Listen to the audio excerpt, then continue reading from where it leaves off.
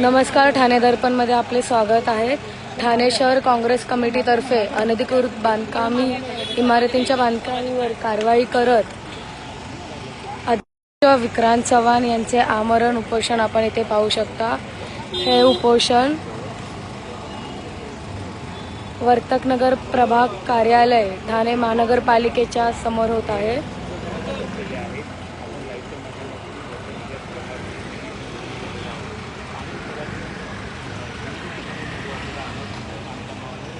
कारवाई करण्यासाठी यांनी उपोषण सुरू केलेलं आहे। आपण पाहू शकतो सर्व काँग्रेसचे पदाधिकारी असतील, काँग्रेस कमिटीच्या स्थानिक जिल्हा पदाधिकारी आहेत, ते सर्व पदाधिकारी महिला कार्यकर्ते आहेत उपोषणाला तिथे आपण आयुष्यामध्ये पाहू शकतो की मध्यंतरी सुद्धा ठाणे शहर जिल्हा काँग्रेस अध्यक्ष विक्रांत चव्हाण यांनी आम्हाला उपोषण केलं होतं आणि त्याच वेळेला अंतर्गत इमारतीवर ठाणे महानगरपालिकेने कारवाई केली होती। मात्र ही कारवाई केल्याचंही विक्रांत चव्हाण यांनी त्यावेळी स्पष्ट केलं होतं आणि आता ठाणे शहरामध्ये सुद्धा अनधिकृत बांधकामांचं शोध होती आहे, शोध वाढलेला आहे आणि त्या विरोधामध्ये हे काँग्रेसचे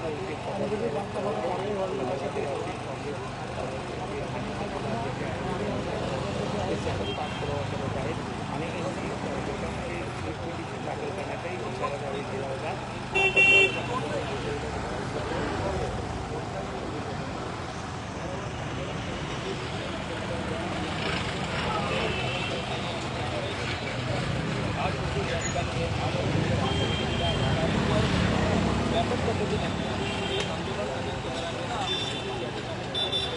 हे आंदोलन आजच सुरू झालेले असून हे वर्तकनगर प्रभाग कार्यालय ठाणे महानगरपालिकेच्या समोरच आहेत। आपण पाहू शकता लाईव्हच्या माध्यमाने की अनेक काँग्रेसचे कार्यकर्ते तसेच वृद्ध महिला देखील आहेत।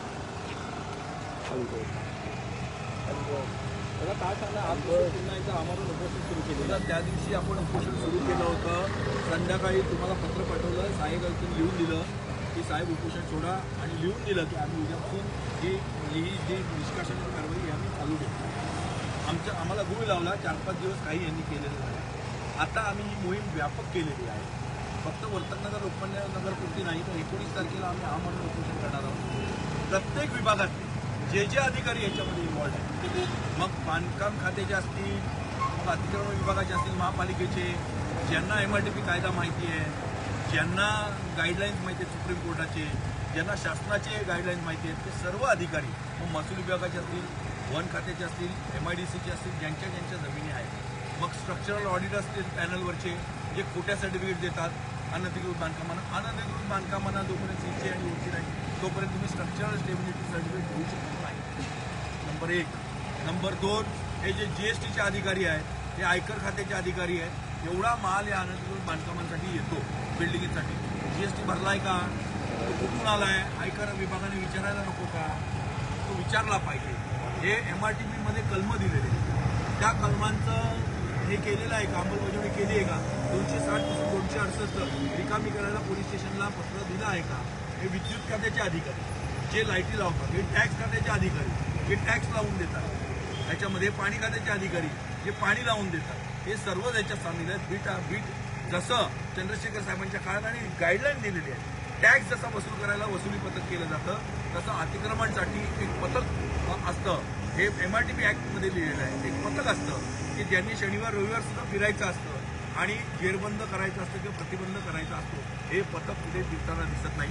हे बीट अधिकारी असतील, हे प्रभाग अधिकारी असतील, हे सहाय्यक आयुक्त असतील, हे उपायुक्त असतील, मग त्याच्यामध्ये अगदी उपायुक्त अतिक्रमण पण आले, यांच्या मालमत्ता वाढलेल्या आहेत, यांच्या मालमत्तांची चौकशी झाली पाहिजे।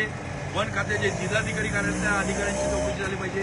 तुम्ही शासकीय जमिनींवरती अतिक्रमण होऊ नये म्हणून रेव्हेन्यू ॲक्टमध्ये GR दिलेला आहे, वन खात्याला येऊरला क्लिअर कट दिलेला आहे की GRमध्ये की कसं प्रोटेक्शन करावं।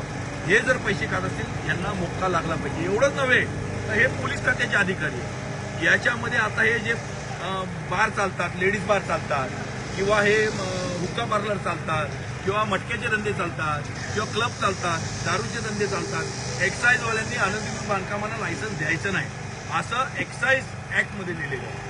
IPC मध्ये क्लिअर कट लिहिलेलं आहे की ही जी अनधिकृत इमारतीमधली बांधकामं आहेत ही ताबडतोब महापालिकेला प्राधिकरणाला कळवावं आणि महापालिकेचे अधिकारी आहेत लेडीज बार चालू ठेवायला परमिशन सुप्रीम कोर्टाने दिली आहे, परंतु अनधिकृत बांधकामामध्ये नाही.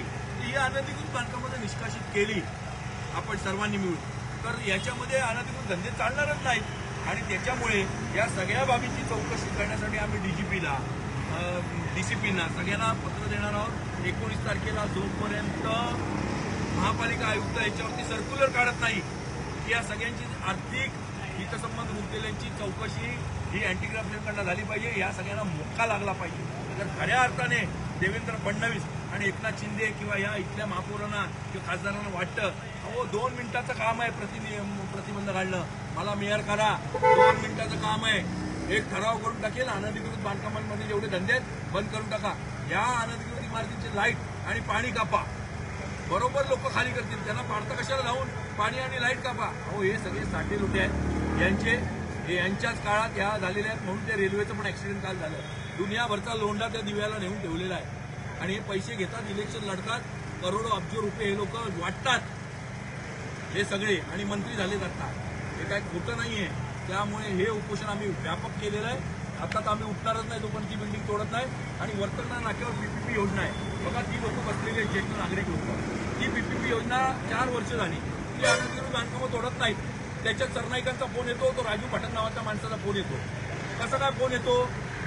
महासभेचा ठराव झालेला आहे, आयुक्तांची मंजुरी आहे, तुम्ही त्या ठेकेदाराने 10 कोटी रुपये भरलेले आहेत, आमच्या लोकांनी घरं बिल्डिंग अधिकृत दुकानं खाली केली आहेत, 4-4 वर्ष त्याला भाडं नाही, यांच्या विनंतीला मान देऊन माझंही दुकान आहे तिथे, माझ्याही आईचं दुकान आहे, आमचं 11 दुकानं होती, आमचा 7-12 होता, आम्ही महापालिकेला हँडओव्हर केला. आणि असं असताना करत नसतील दादागिरी बेबंदशाही लोकांना काय दाखवतात हे असले बोगस, यांचे लय लपडी आहेत, ती सगळी काढणार आहे आम्ही सोडणार नाही. शैक्षणिक भूखंड आहेत, यांनी TDR ढापलेला आहे, सगळं हे थांबा जरा. 19 तारखेपर्यंत 19 तारखेला हे उपोषण संपलं की 19 तारखेला आम्ही आयुक्ताच्या दालनासमोर उपोषण करणार आणि अधिवेशन सुरू होतं.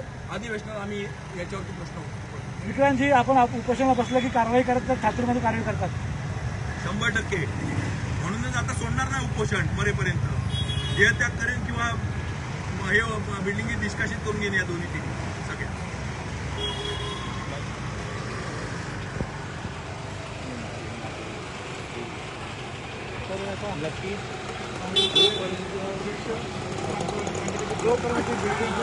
आता आपण पाहिले लाईव्हमध्ये ऐकले सुद्धा असेल की जोपर्यंत